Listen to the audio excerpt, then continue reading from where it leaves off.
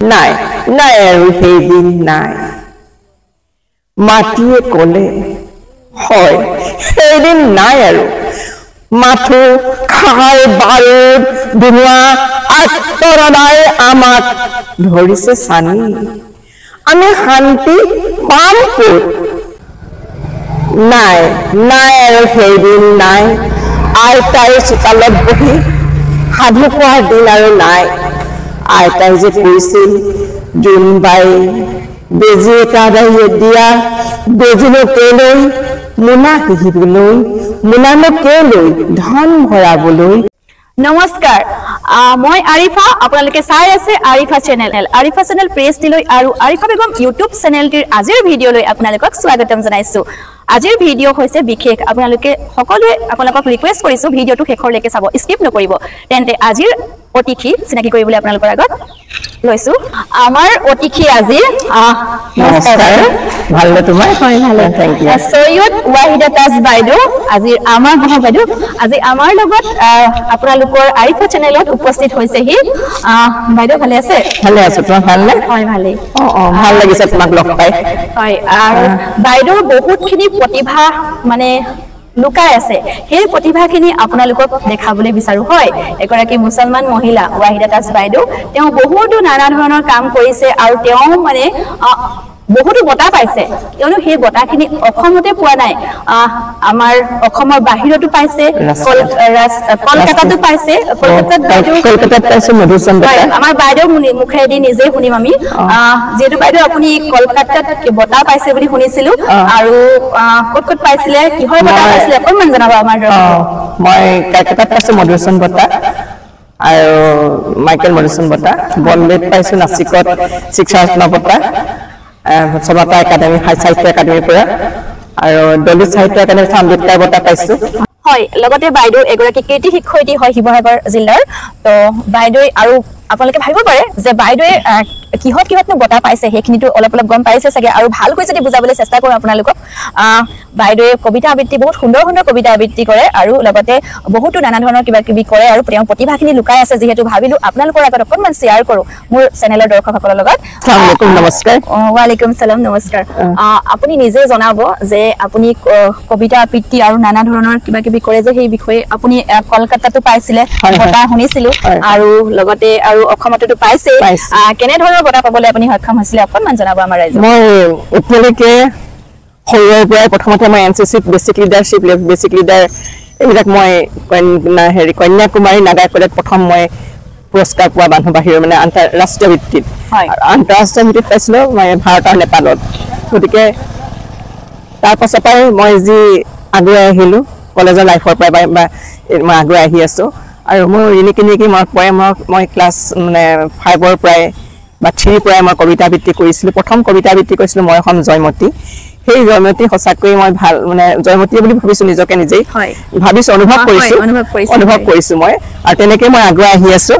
আহি বৰ্তমান মই অসমৰ বিভিন্ন প্ৰান্তত পুৰস্কাৰ পাতিবলৈ সক্ষম হৈছোঁ তাৰ পাছতে মই গুৱাহাটীতো পাইছোঁ সৰু কলেজ লাইফত পুৰস্কাৰ এনচিচি আছিলে মোৰ এনচিচি বেচিক লিডাৰশ্বিপ ট্ৰেইনিং পেৰাড জাম্পিঙো মোৰ আছিলে ফায়াৰিং আছিলে সেইবিলাকত পুৰস্কাৰ পাই অহা মানুহ মই সৰুৰ পৰাই মানে এনচিচিৰ পৰা হ'লে পেৰাড জাম্পিং ফায়াৰিং চব আছিলে মোৰ ডেন্সিং চব আছিলে ডেন্সতো মই আছিলোঁ কোৰাছ গানো গাইছিলোঁ সৰুতে তাৰপাছতে মই আহি লাহে মই ক্লাছ 5 মানৰ পৰা লিখিব ধৰিলোঁ লিখি মই প্ৰথম কবিতা লিখিছিলোঁ চিহ্ন বুলি এটা মোৰ চিহ্ন তেনেকৈ মই লিখি আহি পুৰস্কাৰ মই কলেজতো বহুতো পাবলৈ সক্ষম হৈছিলোঁ বিভিন্ন প্ৰান্তত মই পুৰস্কাৰ পাই আহিছোঁ বিভিন্ন খেলতো পাইছিলোঁ আৰু ইনডোৰ স্পৰ্টছ আউট স্পেচত কিবা এটা জইন কৰি পাওঁ তাৰপিছত মোৰ প্ৰতিভাৰ মাজতে বিয়াৰ পাছতে অলপ লুপ্ত হৈ গৈছিলে তাৰ পৰা যেতিয়া মই আকৌ 2008 চনমানৰ পৰা আকৌ লিখিব আৰম্ভ কৰিলোঁ আৰু আগত যেনেকৈ মই অসম ভিত্তিত বা ভাৰতৰ ভিত্তিত এটা পুৰস্কাৰ পাবলৈ সক্ষম হৈছিলোঁ এটা সময়ত ঠিক তেনেকৈ মই আকৌ আগুৱাই আহিলোঁ এনেকুৱাকৈ আগুৱাই আহিলোঁ প্ৰথমে মই পালোঁ শিক্ষাৰত্ন এৱাৰ্ড বম্বে নাচিকত তাৰপিছত Bharat Nepal friendship award international award এটা পাইছোঁ মই নেপালত তাৰপিছত মই আকৌ মধুচন্দ্ৰ বঁটা কলকাতাত পাইছোঁ এইবাৰ পাইছোঁ মই বীৰাংগনা ফুলে বঁটা পাইছোঁ আৰু সেইটো সাহিত্য একাডেমি আৰু দলিত সাহিত্য গোষ্ঠী এইকেইটা অঞ্চলৰ পৰা মই পাই আহিছোঁ আৰু এটা পাইছো মই দিল্লীত সাহিত্য গোষ্ঠীৰ পৰা ডক্টৰ আম্বেদকাৰ বঁটা আৰু অসমত মই তোমাৰ বিভিন্ন বঁটা পাই আহিছো ইতিমধ্যে সেইবোৰ হয়তো নাম কৈ শেষ কৰিব নোৱাৰিম ইমান কমটি সময়ত তোমাক লগ পালে যিহেতু বহুতখিনি বঁটা আপোনালোকক দেখাবলৈ বুলি চেষ্টা কৰিম নহয় এদিন আৰু যদি সৌভাগ্য হয় আৰু আপোনাৰ পৰিয়ালত কোন কেনেকে আছে মোৰ এজন মাত্ৰ ল'ৰা আৰু মোৰ হাজবেণ্ডৰ লগত এক্সপায়াৰ্ড হৈছে তেওঁ ইউনিভাৰ্চিটি উচ্চ শিক্ষা পদস্থ আছিলে বাইদেউৰ হাজবেণ্ড যিহেতু ওএনচিত উচ্চ পদস্থৰ বিষয়া আছিলে আৰু লগতে বাইদেউ শিক্ষয়িত্ৰীও তাৰ পাছত এতিয়া আপোনালোকক মই কবিতা দি শুনাবলৈ চেষ্টা কৰিম নহয় জানো এতিয়া ৰাতিয়ে হৈছেগে তথাপিতো চেষ্টা কৰিম তেন্তে বলক আমি কবিতাটো আৰম্ভ কৰো তেন্তে আমি আৰম্ভ কৰো আজিৰ বাইদেউৰ কবিতাটি এয়া মোৰ কবিতাৰ খনৰ নাম কাব্যগ্ৰন্থৰ নাম কোন তুমি অনামী ছৈয়দা ৱাহিদা বেগম তাজ ইয়াৰে এটা কবিতা মই আজি পাঠ কৰিব লৈছো আৰিফা হয় ঠিক আছে কবিতাৰ নাম আকাশে দিয়া এখনি চিঠি ধোঁৱা ধোঁৱা ধোঁৱা চৌপাশে মাথো ধোঁৱা ধোঁৱাবোৰে কৈ যায় মাটি ভেটি আৰু সংসাৰবোৰ ধোঁৱাই আমাক কনোৱাই আমাৰ জীৱনবোৰ আধৰুৱা দুচকুত চানি ধৰে ধোঁৱাই চানি ধৰে আত্মনাথ চকুৰ লোটক নীল আকাশেদি উৰি যায় আমাৰ ধোঁৱা চাইৰঙী ডাৱৰ হৈ ধপলিয়াই গৰ্জি উঠে ধোঁৱাই মাথো গৰ্জি উঠে তাত সোমাই থাকে মানৱ সৃষ্টি কেঁচা তেজ সেই তেজ আমাৰ সৈনিকৰ সেই তেজ আমাৰ মানৱৰ আমাৰ তেজ মোক শান্তিত থাকিবলৈ দিয়া আকাশ শান্তিত থাকিবলৈ দিয়া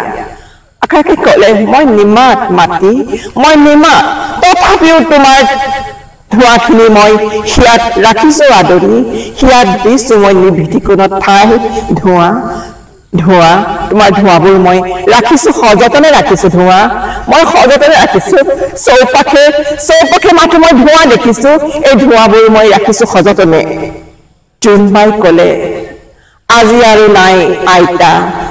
চোতালত বহি সেই সাধু কবলৈ জোনবাই তৰাই পোনা এখন দিয়া মোনানো কেলৈ ধন ভৰাবলৈ ধননো কেলৈ হাতী কিনিবলৈ হাতীনো কেলৈ হাতীত উঠি জোনৰ দেশলৈ গৈ কিনো আছে আমি চাবলৈ নাই আৰু সেইদিন নাই মাটিয়ে ক'লে হয় সেইদিন নাই আৰু মাথো খাই বাৰুদ ধোঁৱা আত্মৰদাই আমাক ধৰিছে চানি আমি শান্তি পাম ক'ত তেনেহলে আমি শান্তি পাম ক'ত যেতিয়ালৈকে পৃথিৱীখন নিকা নহয় তেতিয়ালৈকে মানুহৰ বিদ্বেষ হিংসা অত্যাচাৰ বাস্তৱ নাৱৰ ডিঙাৰে যদি উঠি নাযায় আমি শান্তিত থাকিব নোৱাৰিম আকাশ আমি শান্তিত থাকিব নোৱাৰিম নাই আৰু সেইদিন নাই আইতাই চোতালত বহি সাধু কোৱাৰ দিন আৰু নাই আইতাই যে কৈছিল জোনবাই বেজী এটা দিয়া বেজীনো কেলৈ মোনা সিঁচিবলৈ মোনানো কেলৈ ধন ভৰাবলৈ ধননো কেলৈ হাতী কিনিবলৈ হাতীনো কেনে কি কৰিবা হাতীটো ঠিক জোনবাই দেশলৈ চাম জোনবাই দেশত চাই আমি জোনবাই দেশলৈ গৈ মাটিলৈ চাম মাটিয়েনো কি কৰিছে মাটি তুমি বেয়া নাপাবা যেতিয়ালৈকে মানুহৰ হিংসা বিদ্বেষ ক্ৰোধ তোমাৰ দেশৰ পৰা আঁতৰি নাযায় তেতিয়ালৈকে তুমি শান্তিত থাকিব নোৱাৰিবা মাটি তোমাৰ যি দণ্ড সেয়া ইতিহাসৰো ইতিহাস তথাপিও তোমাৰ ধোঁৱাবোৰ মই বুকুত হিয়াই ৰাখিছো সযতনেৰে মাতি মই সযতনে তোমাৰ ধোঁৱাবোৰ ৰাখিছো কাৰণ এই মানৱ সৃষ্ট ধোঁৱাবোৰ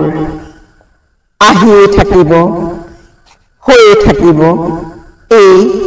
ইতিহাসৰ ইতিহাস ধন্যবাদ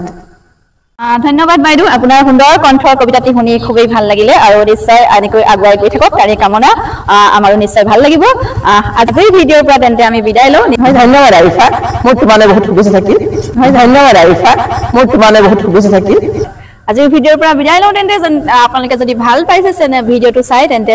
নিশ্চয় শ্বেয়াৰ কৰিব আৰু যদি নতুনকৈ আহিছে তেন্তে ফ'ল' কৰিব নমস্কাৰ সকলো ৰাখি সকলো আকৌ দেখাই আছো বাইদেউৰ কিমানখিনি প্ৰতিভা আছে আকৌ বাকীখিনিও দেখাবলৈ চেষ্টা কৰিম কেতিয়াবা নিশ্চয় আহিছোঁ ধন্যবাদ